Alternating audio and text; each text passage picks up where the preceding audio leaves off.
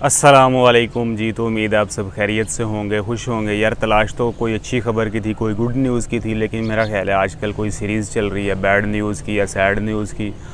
तो अनफॉर्चुनेटली किसी good news का इजाफ़ा नहीं हो सका, लेकिन बैड न्यूज़ का इजाफ़ा ज़रूर हुआ। जैसा कि मैंने आपको कल कहा था कि मैं वो मेल दिखा दूँगा जिसमें कि आइडेंटिटी माल्टा लोगों को ये कह रही है कि अभी जो अप्रूवल इन प्रिंसिपल लेटर हैं मार्च 2020 के बाद इशू होने वाले, अगर 180 दिन में कैंडिडेट जो है वो वीज़ा हासिल करके माल्टा नहीं पहुंचता तो उसको कैंसिल समझा जाए, उसमें कोई रीन्यूअल नहीं होगी। ये आपके सामने प्रूफ है, डिस्प्ले पर लगा दिए भाई की मेल। उनका शुक्रिया जिन्होंने ये इन्फॉर्मेशन हमारे साथ शेयर की है, इस काबिल समझा है।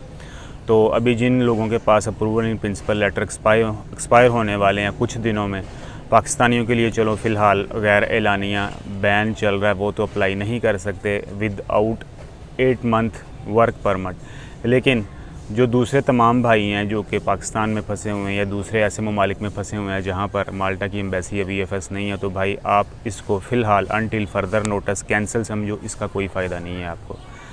ये जस्ट एक आपके पास कागज़ का टुकड़ा है, इसकी कोई वैल्यू नहीं है जितनी देर आइडेंटिटी माल्टा पाकिस्तानियों को इस बात की इजाज़त नहीं देता कि आप भी डॉक्यूमेंट सबमिट करवा सकते हैं। और दुआ है कि वो आज ही कह दें। तो हमारी यही कोशिश है, हमारी यही काविश है, यही दुआ है कि ये बैन जल्द अज़ जल्द पाकिस्तानियों पर ख़त्म हो, क्योंकि इस कागज़ को हासिल करने पर भी अच्छे खासे बंदे के पैसे खर्च हो जाते हैं, टाइम कंज्यूम होता है और टेंशन तो ज़ाहिरी बात है बंदे को होती है। लेकिन इंसान जितना मर्ज़ी कहता रहे कि मुझे टेंशन नहीं है या मैं टेंशन नहीं लेता, लेकिन भाई टेंशन होती ज़रूर है। जब इतना टाइम लगाया हो, इतनी आस लगाई हो और उसके बाद ये बंदा मेल पड़े तो फिर उसकी क्या कैफियत हो सकती है। मैं जानता हूँ या वो तमाम अफराद जानते हैं जिनके अप्रूवल लेटर बिल्कुल थोड़ा अरसा रह गए हैं। अप्रूवल लेटर से मुतल्लिक की बात याद आई कि जो तमाम भाई हैं वो कह रहे हैं जी आपने लॉयर हायर किया हुआ था CVU के लिए, तो उसकी क्या सिचुएशन है और हमें भी उसका नंबर दें, हमने भी उससे रब्ता करना है कि वो हमारे लिए CVU निकाले। तो भाई पाकिस्तानियों को तो कोई फ़ायदा नहीं है CVU लेने का। और रह गई बात मेरी, तो लायर ने मेरे पैसे जो हैं वो वापस कर दिए हैं। उसको बात भी यही हुई थी, यानी शर्त के अनुसार जो है वो पैसे वापस करेगा अगर काम ना हुआ। तो उस वक्त तक मैंने किसी भाई को भी उसका कांटेक्ट नहीं दिया। मैंने कहा भाई इस तरह किसी का नुकसान हो जाए फ़ायदा नहीं है, चले मैं तो अपना नुकसान करूँगा अपने बिहाफ पर या अपनी ज़िम्मेदारी पर। किसी और बंदे का अगर 1 यूरो या 1 रुपये का भी नुकसान हो तो मेरा ख्याल है मुझे बर्दाश्त नहीं है या फ़ायदा नहीं है, मेरे लिए काबिल कबूल नहीं है। तो मुझे तो पैसे हो गए हैं वापस। तो पाकिस्तानी जो हैं वो CVU के लिए फ़िलहाल अप्लाई ना करें, अभी इंतज़ार करें कि ये जो पाकिस्तानियों पर बैन है ख़त्म हो जाए। और इंडिया, बांग्लादेश और नेपाल वाले लोग जो हैं वो ज़रूर लायर से रब्ता कर सकते हैं, लेकिन इंडिया वाले फ़िलहाल रब्ता ना करें तो मेरा ख्याल है बेहतर है।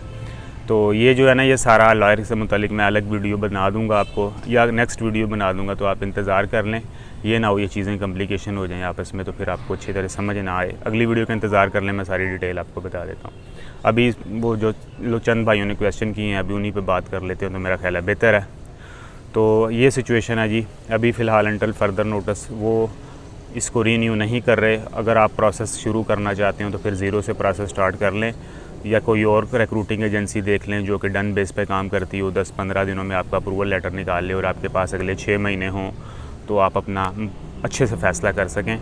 तो अभी इस अप्रूवल इन प्रिंसिपल लेटर की कोई वैल्यू नहीं है मेरी नज़र में, जितनी देर माल्टा जो है वो पाबंदी नहीं उठाता। ठीक है, जिनके पास अप्रूवल लेटर हैं भाई इंडिया से, उन्होंने अच्छा मशवरा दिया है कि आप अपनी वजारत ख़ारजा से बात करो, ट्विटर पे उनको टैग करके अपने आप मसला बयान करो कि इस तरह हमने माल्टा का अप्रूवल इन प्रिंसिपल लेटर हासिल किया था, अब माल्टा ने पाबंदी लगा दिया, हमें बताया जाए कि क्यों पाबंदी लगाई गई है या इसके पीछे क्या वजह है। जब बाकी मुल्कों से लोग माल्टा जा रहे हैं तो हम क्यों नहीं जा सकते। ठीक है, उनका अच्छा क्वेश्चन है। आप इस सिलसिले में माल्टा गवर्नमेंट को भी टैग कर सकते हैं, पाकिस्तानी जो फॉरेन मिनिस्ट्री है उसको भी टैग कर सकते हैं, शाह महमूद कुरैशी साहब को भी टैग कर सकते हैं। जो भी इस हवाले से मुतलका डिपार्टमेंट है आप उसको टैग करें और अपना मसला बयान करें। चलें, आपको ये नहीं होगा कि हमने आवाज़ नहीं उठाई, आप आवाज़ उठाएँ अपने बारे में, इसमें कोई वो नहीं है, नुकसान नहीं है या हर्ज नहीं है। अब आते हैं अगली तरफ जी। एक भाई का क्वेश्चन है जी, मैं सऊदी अरब में हूँ, मैं CVU अप्रूवल लेकर गया था जिद्दा ऑफ़िस में, यानी जिद्दा VFS में, तो उन्होंने मुझसे कागजात कलेक्ट नहीं किए।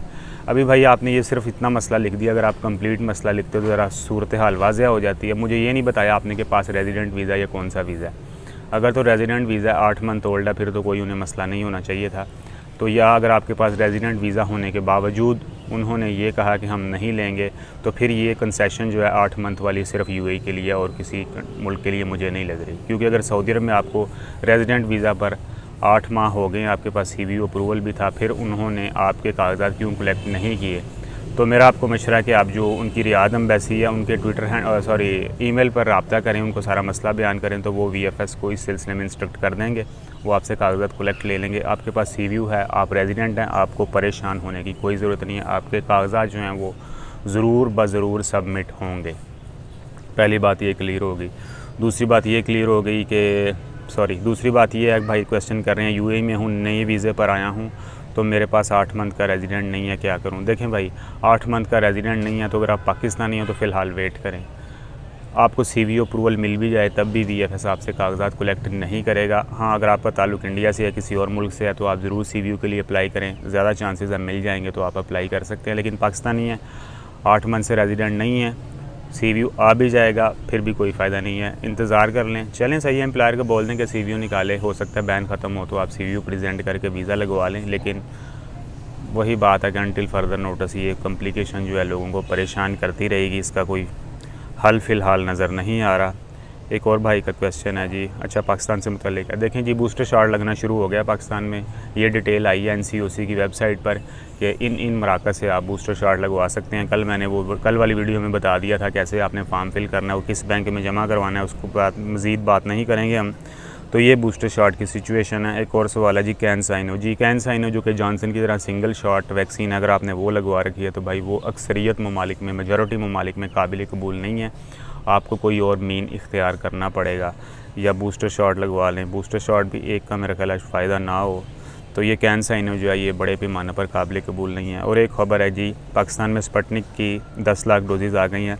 ठीक है, स्पुतनिक जो है वो पाकिस्तान में रहने वाले अफराद तो लगवा लें, लेकिन जिन्होंने बैरून मुल्क सफ़र करना है वो ज़रा एहतियात करें, क्योंकि ये वैक्सीन सिर्फ 2 मुल्कों में, रशिया के अलावा सिर्फ 2 मुल्कों में काबिल कबूल है और बाकी तमाम ममालिक में तकरीबन इसकी हंगामी इजाज़त दे रखी है एमरजेंसी यूज़ के तौर पर, और ना ही ये अभी तक WHO से अप्रूव है। तो इस वैक्सीन को वो अफराद लगवा सकते हैं जिन्होंने मुल्क के अंदर रहना है, सफ़र नहीं करना बाहर के मुल्क।